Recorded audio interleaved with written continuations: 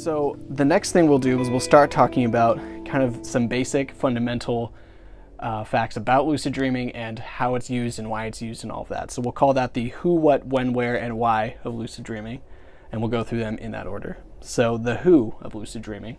Who is very simple. It's you that's going to be lucid dreaming. You will be practicing this, hopefully fully hydrated. You'll be practicing this skill daily if you really want to get into it. It is a daily practice, and it's not just daily as in once a day. It's an all-day thing. You're cultivating a sense of awareness of what's happening around you, what's happening in your mind, and being on the lookout for all sorts of novelties and anomalies, because that will cue you into dreaming. But who is also an interesting question, because who are you? to ask proverbial platitudinous questions.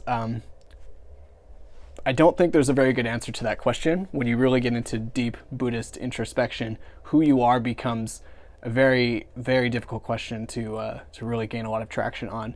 And lucid dreaming is only going to make that question harder to answer, because once you get into your dreams and you realize that your dreams are not your dreams, but are dreams that you're in, then you might start to reshape the way you view yourself, and the word self might just take a new meaning that is hard to describe, and you might just need to find recourse in writings that have been around for thousands of years that basically agree, you're right, it's a very hard question, good luck, keep meditating.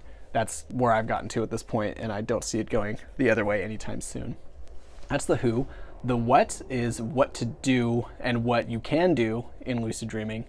That is something we'll get into a little bit later, but I do want to define lucid dreaming very specifically. Lucid dreaming, it's simply being aware that you're dreaming while it's happening. So it's not dream control. That's a different skill. That's the ability to consciously move things around and make things happen in your dreams. That's different. That's dream control. Kind of overrated in my opinion, but it's something you can play with. It's something you should play with, because it's a faculty of your mind. But simply being aware that you're in the dream doesn't mean you'll be able to do anything that you think you can or should be able to do. It's actually quite a common misconception that dream control and dream lucidity are synonymous. And that's something I had to learn the hard way, and that's something many people learn the hard way. So don't go into lucid dreaming thinking that you'll just be, developing massive utopian cities of your imagination, because maybe you can, but I certainly couldn't, and I don't think most people have that skill.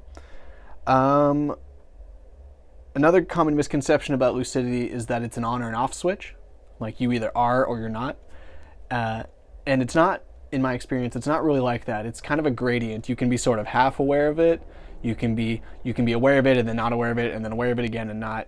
Or you can even be aware of it but still acting like you're not aware of it. So it's like you're still wrapped up in the drama of the dream, but not, you still know it's a dream at the back of your head, so that your fear, if there's something scary going on, is sort of is checked by this subtle awareness that you're gonna wake up in 30 minutes anyway, so you don't really have to freak out, and so you can actually continue with the narrative.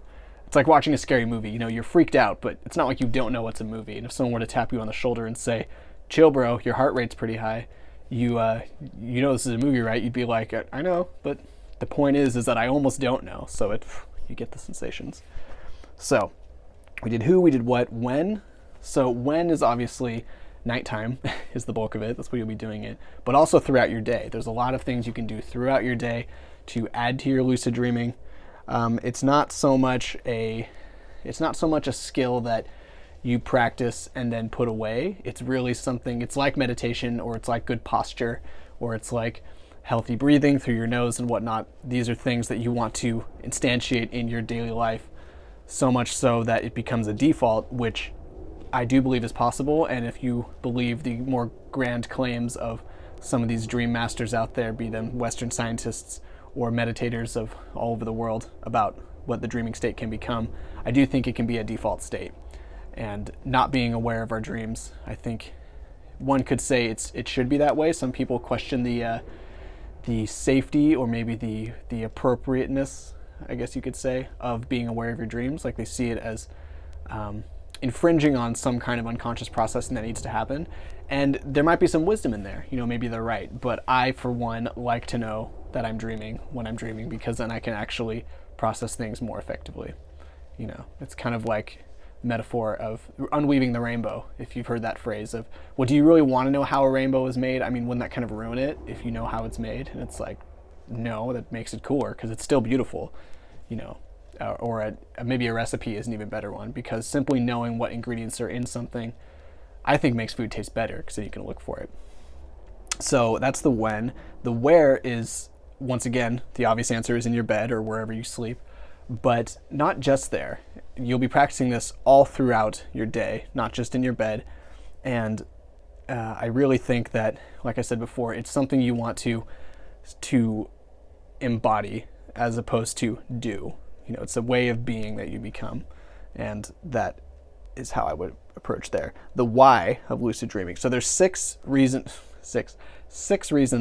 why you would want to get into lucid dreaming, 6 basic categories, and those are fun, fantasy, problem solving, both intellectual and interpersonal.